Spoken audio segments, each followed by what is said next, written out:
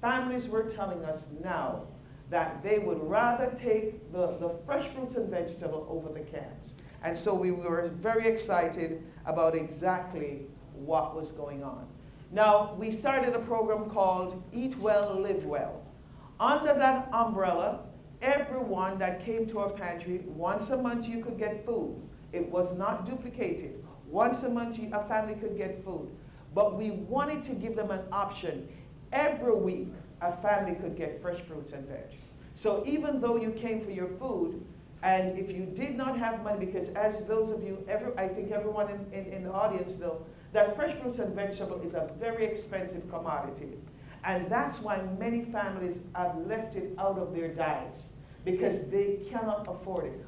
We did not want to sell it, we wanted to give it out, and so what we did was that we turned around and we began giving families option, and they came back. Every family that had at risk of obesity or diabetes, hypertension, cancer, or AIDS had the ability to come back and to get food, fresh fruits and vegetables once a week. And so we now, under that umbrella, did what we call a Health 360 program. The Health 360 program is set up for seniors.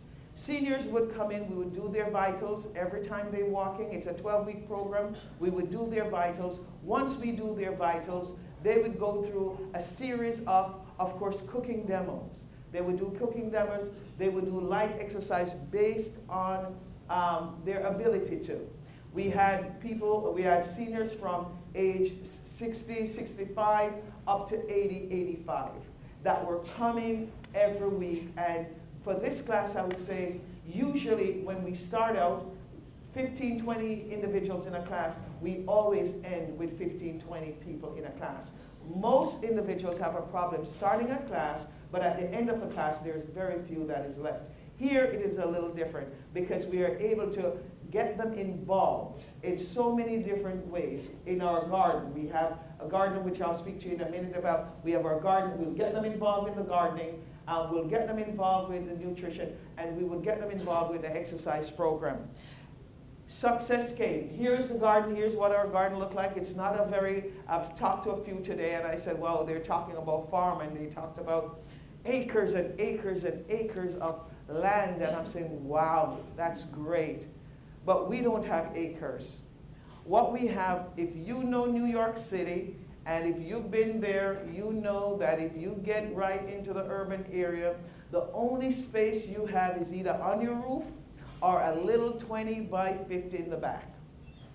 I looked at my office, and when I looked through my office, I saw a lot of stuff on the ground, and I said, now that families are saying to me, we need fruits and veg, I said, I'm gonna farm.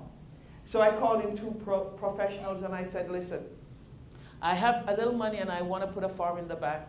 I want to put a little garden in the back. They said impossible. I said, why is that impossible? They said, well, because you are in the city and you cannot clear this land because you have to go through the building.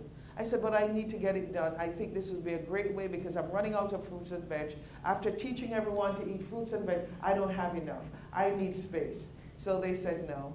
I sold the idea to another foundation. They gave me $30,000 and said, go ahead. We, that first year, brought in over 1,200 pounds of fruits and veg.